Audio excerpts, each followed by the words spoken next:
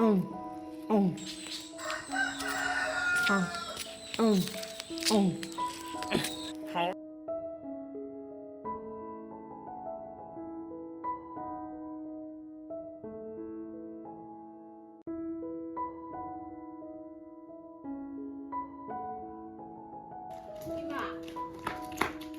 cuma aku nak buat jaga nak apa? Terus mana nak thadu. Đây là gì hai cha con cây thì nó là sao đấy đây cây mà nó xuống mình thấy sao thế này chứ bỏ sắc lùi đi mà lọ sắc lùi đi lọ sắc lùi sao rồi sắc lùi đi ima giờ đấy lọ sắc lùi hả bà sắc sao rồi thì nó lọ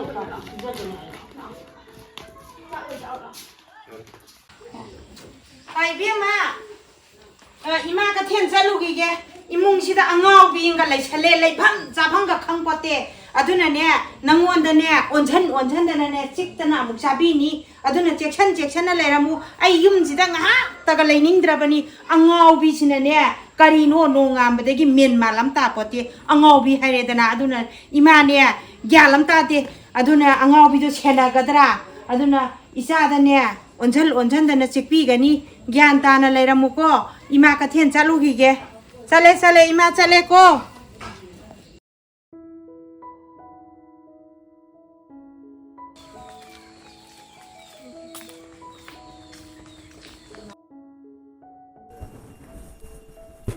Hema Pramo, how? Nang jo inui sia. Ai jo ne ka thiên bok da chat ke na taw bane ba. Nang bo nupa pha ba ga lai ra di akhoi da lai sabi ma lai bado.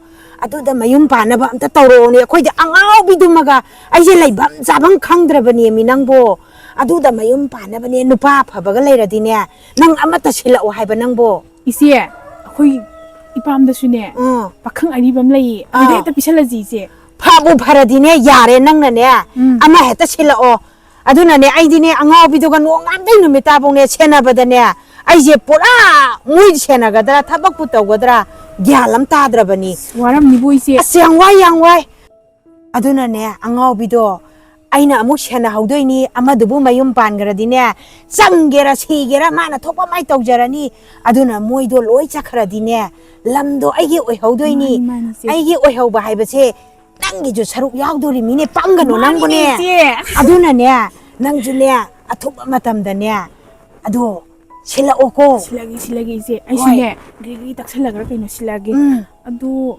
isi ne ne ai gi su yam kan tong na mamon sing ne khaibi batare soi da na khai ga ni isi na ne nangi charuk soi da na thongdoi ni khanga ba madu da ne nupa do da silaga ne mayum palan gra je ai gi charuk thongba do nangi su yaudoi ni ne kau ganu ne nangbo aina soi da na nangi charuk thongdoi ni ne hoi se adu ichi su chaladoi ne adu isi paisa ga yarok pro as yamdre ai ne hatu lak pa do ne paisa khara budi yaure e ba ko se nang se piram mage adu yamdudi yamdre ngasi di ne ai du paisa do yam yarok tra ba adu nang kaw ba ya de ko adu kauroi ise adu chela oko ai du chat oki ge ko hoi amu thengna ji thengna ji ai chala ise hoi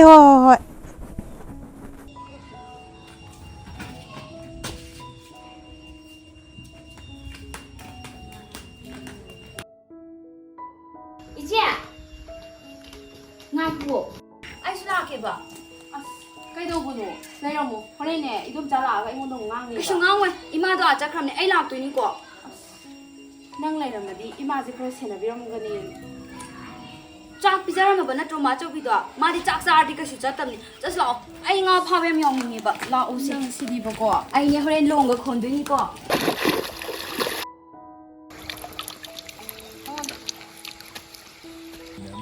se kai cho em ta tau ke ba ta se ta ki mai na pai ro du ko khong na gao san de gao san bia ke ko hoi ngồi nè đi rồi anh tô kì vâng ta em đúng ngoài hay bảo gì để sai cho tôi xin khuôn kì có em gao san lo khong gao san lo lấy em mà nghe sâu ní nè ngamu nè ai ông có khổ lo được xiang đi mà chi bi luông cái khăn thì đang là chi thì lấy lắm sao được khăn nhỉตัวนึงให้กระบนุยจะนุยได้ยังทุกข์lo aiพูดจริงอะยังทุกข์loนุยอันนี้ก็ไอ้นั่นลุงคนจะรู้ฮัทราบะเขา चलो नंगना हौदना अꯉꯥꯡ खंदबजे चसेना हाइदि ओइनेबा केनाउबना चाहिँ तम चबन हाबे इमा मसे आइगी चिन्थक्तगा खुम्मेने मसे हानदि सुमाइना खुम्मबा नतिए से आइगी चिन्थक्तगा खुम्मेबा से नंगना हौरि नत्राबा नसेना हयिंगा चखिद्राबा नंगना हौरि नत्राबा नंगना चलो चलो नोइदा कनाना लुंग खम्बा चलो हाइगेबा आइना नंगबा नंगना आइना लुंग खम्बा चलो न कनाना high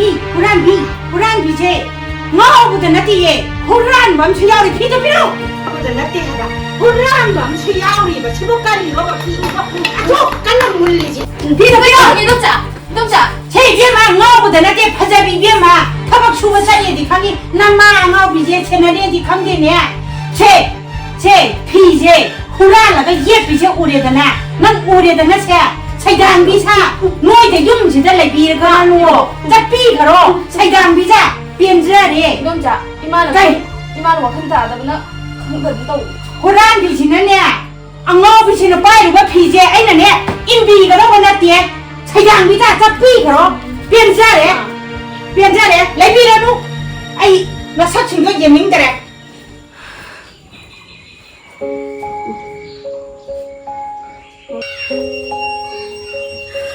이마, 나는 지금 아빠들이 지금 가이기로 이마.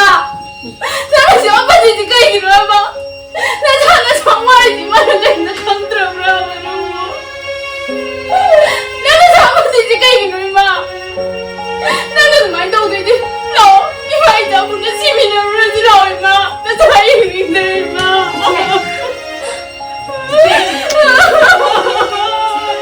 kaino wakhan tadrabi ma chawbi chena ngalo Ya pati mas ilu amang tabi mas.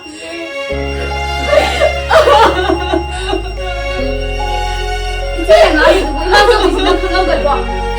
Ije ma chawbi sina ma ngalo binya ngalo bolo. Ya bien.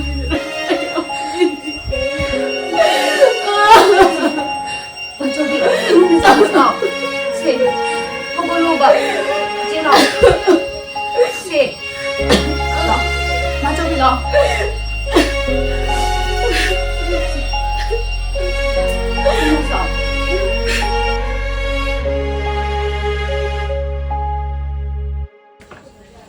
मसिगी अंगाव बिसे असि मांगोन सिदा अमु वाई सिदे सिफम खंगोय दोरी बनी मसई सिदा फमजन दना अंगाव बिसे मसिदी ने ज्ञान ताबा ngang बगा याबा नुपी नते माना थोकवा मा मीना ngang बगा से करीम तारोय दोरी बनी मसे ज्ञान तारोय दोरी बनी वाई सिदे दना खम का खंगोय दोरी बनी से ताव दोरी से अंदो से साइ दगा फम दना ताद्रो नना दो ताद्रो अंदो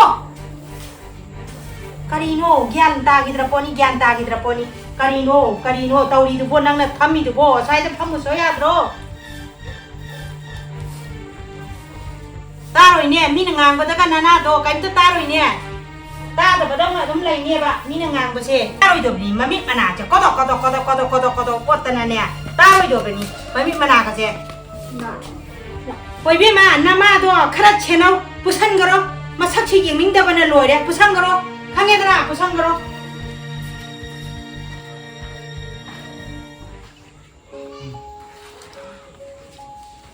이마, 이놈 자는 아가디 낭부 이몽도 꼭 생각해야 들어. 난 지금 깜깜 와칸다랄 거도 이놈 이마. 정했어.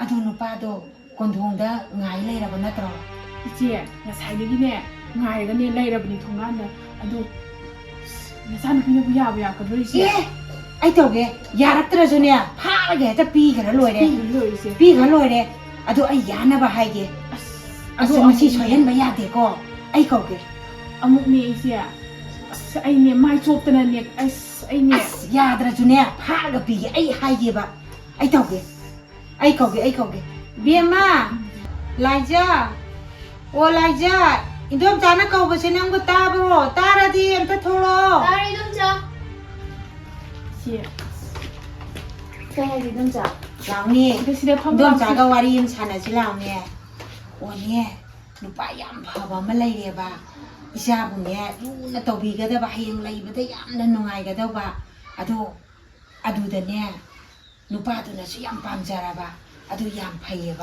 아도 도기 와리 사제네 이놈자나 까오버니에봐 낭보 이dom자 아이 윤반박이 와칸가 레이드다 얘라 가이도버기 다이벙기 사나비네 미 로이나마 마용 바나리 ngaktaneba nangi phanabaneba 이놈자나 하리제 아도 낭나 팟다네 해다 라오에봐 아도 하지기 누파도 얌 파이에봐 하영 이사나 레이브다 얌나 농아이네나 이놈자나 하이바네바 누파도 ꯅꯪꯅꯅꯦ ꯂꯩꯕꯗꯅꯦ ꯅꯅꯤꯡꯅ ꯈꯔ ꯇꯝꯗꯅꯅꯦ ꯅꯨꯡꯉꯥꯏꯅ ꯂꯩꯒꯗꯕꯅꯤ ꯅꯪꯅ ꯇꯧꯒꯦꯇ ꯉꯝꯕꯅꯤ ꯅꯨꯄꯥꯗꯣ ꯊꯣꯡꯒꯥꯟꯗ ꯂꯥꯛꯑ ꯉꯥꯏ ꯂꯩꯔꯕꯅꯤ 이dom자 와칸 자드비 마스 다도두나 아이 그수 그다이도 진짜 뻥어머 아이 잘라 가져버기는 프라모 먹지 파이로게 파는만해 이dom자 타고 이마 가리라 Kaya ni mana toubiu siya? 만나다 아야 파사는 아나는 진짜도 공부야 브라바 Masana ya toubiu siya parang matuti ba kang naman upap na pina mo kadali ka ay kang masali ko ma. 원나 치체 레이버다 농아이가니 칸다나네 이마나네 누파도다 피게나네 떠우리바 가가바 Imana pa sa lagtong yan na ba itong banatro? Ay loy kang ima. At umay toro ka ko. Isiya siya na yung pang na gawang katagabi. Ang katagabi maso gusto ko. Imana hana yung bigatro. ay lagi chidi na chiche na yung pangraga ay lagi mama dudi ay na siyanaraga lore Yare. chiche na yung Ma, pangraga yan yung hila din niya. Ay lay kahit na ba lordi. Imana kung ba na sali. Ichino. karino ang mana ahiya pasada na tauri siya nga sidi kangye ba nang julay na mo kangye ba ꯏꯆꯦ ꯅꯆꯥꯅꯨꯄꯤꯁꯦ ꯍꯩ ꯌꯥꯝ ꯁꯤꯡꯕꯅꯤ ꯏꯆꯦ ꯑꯩꯅꯦ ꯅꯣꯏꯗꯒ ꯂꯥꯛꯄ ꯉꯝꯃꯔꯣꯏ ꯑꯩꯅꯦ ꯏꯅꯥꯎꯄꯥꯗꯣ ꯃꯌꯨꯝ ꯄꯥꯟꯕꯁꯨ ꯊꯣꯛꯆꯔꯁꯅꯤ ꯏꯆꯦ ꯑꯩ ꯅꯣꯏꯗꯒ ꯂꯥꯛꯄ ꯉꯝꯃꯔꯣꯏ pramo ngai khode ba simda tanagiji ngai khone aigi ichanupi se yam haisingdori adunane ma khangandana aina plan ama tawraga mama macha che yumdagi thuna ta thokina ba tawdaba yate khangni ꯏꯆꯦ ꯀꯩꯅꯣ ꯅꯪꯅ ꯑꯩ ꯂꯥꯛꯄ ꯌꯥꯗꯦꯅ ꯀꯩꯅꯣ ꯀꯧꯔꯤꯗꯨꯕꯨ ꯏꯆꯦ o nanga tanadaba yadaba thabak ama lairaba adudunane ai hin chupa kanba yaba khallabani laijabu hatpa natana upai atopa amatta laitre ma hatpa natana upai laitre ai ꯏꯆꯦ ꯀꯔꯤꯅꯣꯅꯦ ꯅꯪꯅ ꯉꯥꯡꯉꯤ ꯃꯌꯥꯝꯗꯨꯕꯣ ꯑꯁ ꯍꯥꯏꯕ꯭ꯔꯥ ꯍꯥꯏꯗꯕ꯭ꯔꯥ ꯀꯗꯥꯏꯗꯒꯤ ꯂꯥꯛꯄ ꯋꯥꯈꯜꯅꯣ ꯏꯆꯦ ꯑꯩꯅꯦ ꯍꯥꯠꯄ ꯊꯣꯛꯄꯒꯅꯦ ꯄꯜꯂꯛꯀꯅꯨꯀꯣ ꯏꯆꯦ ꯑꯁꯦꯡꯕꯔꯣ ꯅꯪ ꯉꯥꯡꯗꯕ ꯏꯆꯦ ꯑꯁ ꯑꯩꯅꯦ ꯑꯗꯨꯒꯨꯝꯕ ꯋꯥꯒꯅꯦ ꯑꯩ ꯌꯥꯎꯕ ꯉꯝꯖꯔꯣꯏ ꯑꯗꯨꯒꯨꯝꯕ ꯊꯕꯛꯀꯅꯦ ꯑꯩ ꯇꯧꯕ ꯉꯝꯖꯔꯣꯏ ꯑꯩ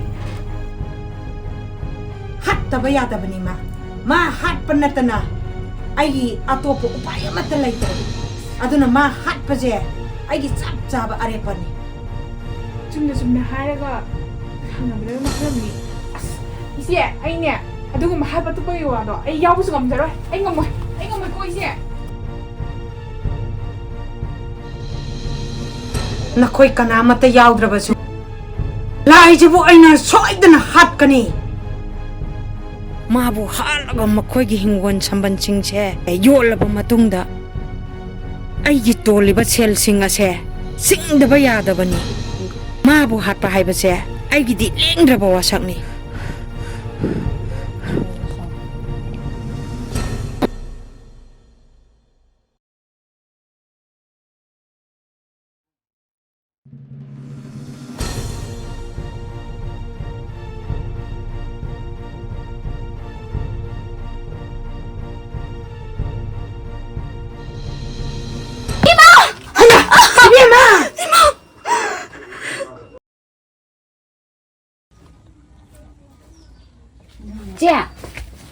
Che. ꯑꯥꯎ Tabro. Ay ngasi sida tungge ba. ꯀꯩꯅꯣ ꯅꯨꯡꯗꯥꯡꯁꯤꯗ ꯑꯃꯨꯛ ꯇꯧꯔꯛꯏꯁꯤꯅ ꯅꯪꯅ Ay ngasi sida tungge jo. Iche nang ma chobi ga tumuro ba. ꯏꯗꯣꯝꯆꯥꯗ ꯉꯥꯡꯅꯤ ꯆꯠꯂꯨꯅ As ngangoi. Se ay tumani. Chalo iche nang ma chobi ga tumuro ba chalo ba se. Nang sidiba ko. Chalo so. Nang ningay sina maroma. Cho. Tumu ko doy di sana. Tumo si. Kasi po si. Ma cho bigan nung ay tumuro amo hawala no ko. Tumo. Siang ang higi. Ima! Haya! Sige ma! Ima!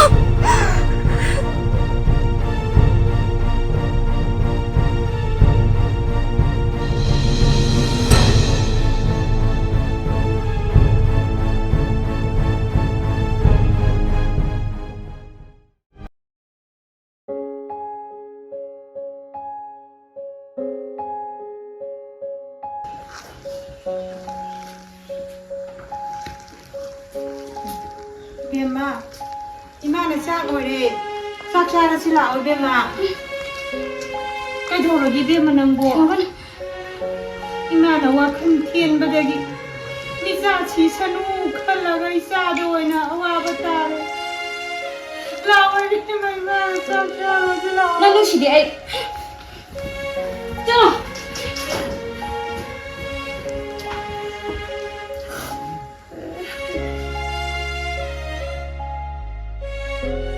Ay, isa yung matang si Moy mo kaya ang pinahin dito yun.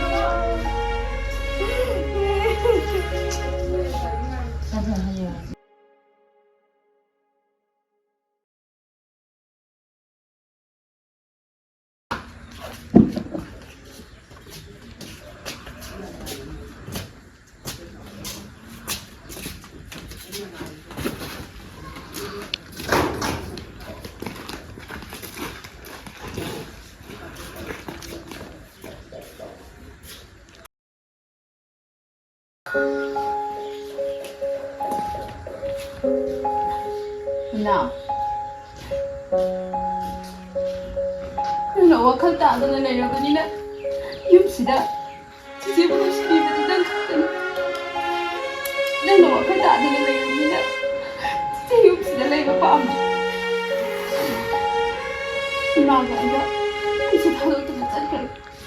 Dan siwaro ko na na. Siwaro ko na.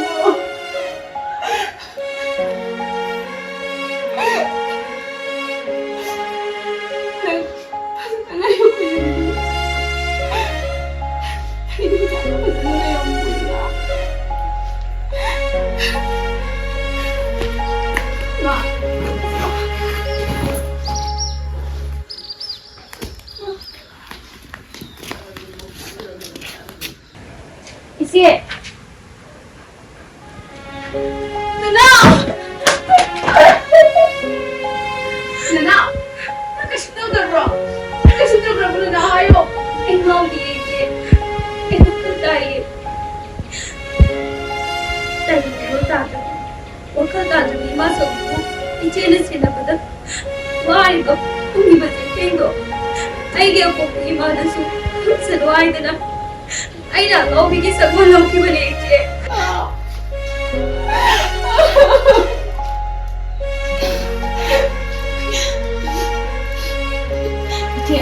Nang yung si Tado to na Sachin. Ichilay ito umapamda. Nanamay pa nga mo eh. Ichilay ito umapamda. Isulang ka niya. Yari. Tudo yari na na. Nang ibang dati sinaraga. Sila na yung dahan. Ay mama. Sige. Kung nabuba mapamamaga. Basta Sachin magyari. Ay isulang ka niya. Nang kung nalayaw mo po. Nang kung nalayaw mo na na. Nang kung nalayaw ko inom dyan na na. Nang leo na na. Che. Nang leo na na. Che. Nang leo na na. Naija. Ako'y mayam nungsi sana na punong layminan. Inom sana niya wakan tienbi oirubadagi isada hairoidaba wahay kaya hai kulak ako'y masen punna nungsi sana na layminan. Sakkiba yaroye isa. Tumsa. Sakkiba yaroye. Nang kaligi wangino na mama kanta da base inom sana layengani. Isa na kadoboy chatoy mo lao. Punna layminan si lao mo'y sakkiba yaroye. Che, lao. Lao.